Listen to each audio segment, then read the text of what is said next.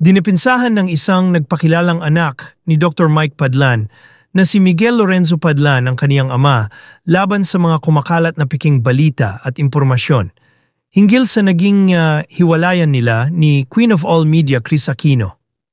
Kamakailan lamang, bukod sa health updates, ay nagsalita rin si Kris patungkol sa hiwalayan nila ng naging ex-boyfriend habang nasa kasagsagan siya ng gamutan sa mga sakit niya. Sa latest social media post ni Kris Aquino, ibinahagi niya na hindi siya totoong minahal ng doktor na boyfriend. Mas pinili daw nito na iwan siya at takasan ng mga responsibilidad sa kanya na patuloy na nakikipaglaban sa kanyang mga karamdaman.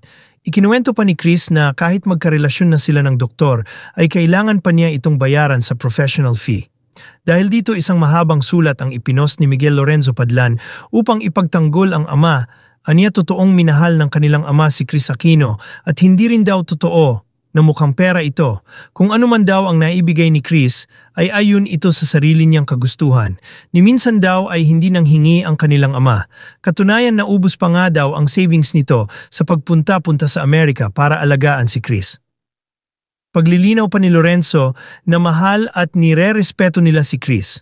Pero pakiusap niya ay sana tigilan na nito ang paninirang puri na nakakasira sa imahe ng ama at nakakasakit ng damdamin sa buong pamilya.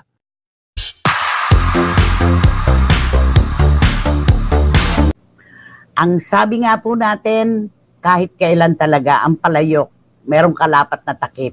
Ayan. Sa unang pagkakataon sa pakikipaghiwalay ni Kris sa kanyang mga nakarelasyon, mukhang ngayon pa lang may nag-angat at nagsalita at nasaktan at rumesbak. Ito po yung pinost ni Miguel Padlan, anak po ni Dr. Michael Padlan, na ang titulo po, A Son's Love and Truth, Defending My Father's Honor. Yung unang bahagi lang po ang babasahin ko dahil napakahaba po nito. I am the son of Dr. Padlan, and I am speaking up because I love my father. I cannot remain silent while false stories are being spread about him. Ito po yung kanyang sinagot ng paisa-isa dahil ang sabi niya, sinabi ni Kris nga, he did not love me. Di ba sabi niya ni Kris? Teka muna, magbigay ka muna ng punto, Romel. Hindi pwedeng puro ako. Ay, nako, eto na nga. Rumesbak, kaya nga maraming nagulat. Pati ako nagulat talaga. Pero ina-anticipate natin ito, di ba, natinigan na, naku, paano pag may sumagot at may tumayo? True enough na meron na talaga. Pero may nauna na tayong sinabi na kahit kailan naman walang pinagbigyan na interview itong si Dr. Michael Padlan. Yes. Pero kung paano si Kris nga ay minamahal ng kanyang mga anak, meron din pong anak kasi ang doktor na nasaktan at ngayon ay nagsasalita. Correct. Sabi niya, the truth is simple, yes. My father and Mama Kris separated because the spark between them was gone. However, that does not mean my father never loved her. He truly did. Yon ang sinabi niyang isa. At Mama Kris, ang tawag niya kay Kris, napaka-marespeto ng kanyang pagsagot. Tapos ang sabi niya, may mga pagkakataon daw na silang magkakapatid ay parang mararamdaman nila na nagkukulang sa kanila ang kanilang ama. Dahil ginawang prioridad ay ang pagparoot pa rito kay Kris Aquino para siya ay puntahan sa Amerika.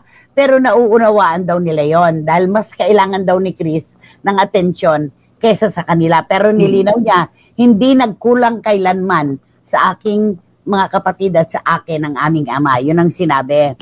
Ayan, there were times when he had little to no money left and was losing patients at his clinic. Yet he still chose to be with her. However, let me make one thing clear. My father never asked her for anything. He never begged for money or gifts. Whatever Mama Kris gave, whether financial support or presents, she did so out of her own kindness and generosity. Ang kanyang pakiusap, ako ay anak, sabi niya, and that is why I am speaking up now. I cannot stand by and watch his name being dragged through the mud with false accusations and misleading narratives. Ito yung kanyang pakiusap. All we ask is that she does not spread stories that are untrue. My father's friends and patients know who he truly is, and they can attest to his character. We love you, Mama Chris, and we love our father as well. Family is family. That is why I am here to support my father and stand by my family. Yun ang sabi niya. Alam mo, dito may mga retratong inilabas si Miguel.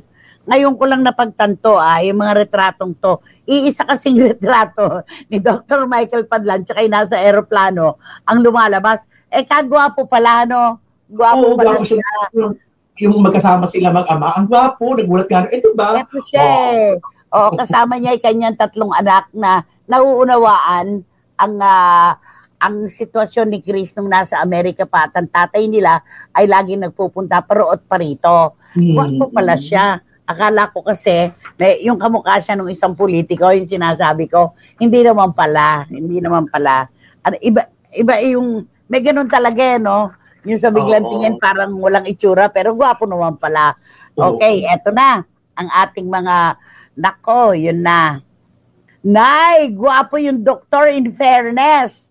Pwede ko ba sabihin ang pangalan mo? Bon Belinario. Sinabi ko na. Ayan. Tapos sabi ni Julius Dr. Channel. Ayan. Gusto ko ang tapang ni Miguel Padlan. Lalo na yung sinabi niyang, all we ask is that she does not spread stories that are untrue. Mukhang ngayon lang may sumagot sa mga pahabol na breakup statements ni Chris. Dati kapag si Chris ang nagsalita, matik ang ex niya ang nagmumukhang mali sa mata ng publiko. Pero this time, may tumayo at kumontra. Kaya tama lang ang ginawa ni Miguel Padlan. Ang tanong ngayon, sige nga Chris, ano ang sagot mo? Sabi ni Juris Dr. Channel. Ito naman ang sabi ni Ching Bautista Silverio. Hi Nay, bakit hindi si Doc ang sumagot sa accusations ni Chris? Man up, Doctor. Man up, Doctor. He said, she said, ang nangyayari dito. Ching, paman ay sinabi na ni Chris Aquino na hindi talaga nagsasalita itong si Doc. Si Chris, kay Chris nang galing yon na hindi siya talaga nagbibigay ng anumang interview. Ang sabi niya, hindi siya kailanman nakikipag-usap kahit kanino. At yun siguro yung pinag-usapan nila. Parang ganon. Ayan.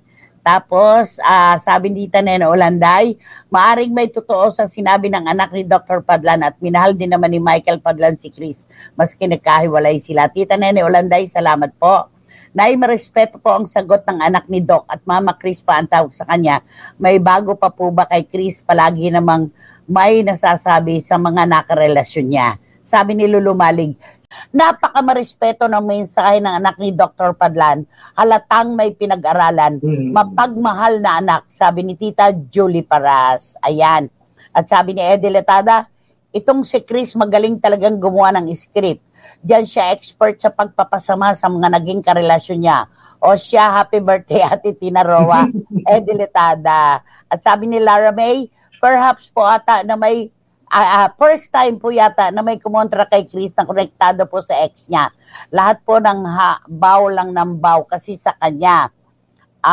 Hindi po natin masisisi, anak po siya na nasaktan. Kumontra na may respeto pa ang anak ni Doc. Okay? Tama dyan si Mayang, napaka-marespeto. Okay? Eto, sabi ni John, kakalungkot. Eto lang ang masasabi ko from the heart.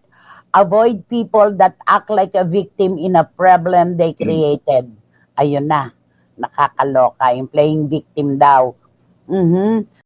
Sa akin lang, Naya Tromel, dapat lang kasi ang ayusin muna niya ay ang kanyang kalusugan. Bakit pa kasi kailangan niyang pagsabayin? Nako,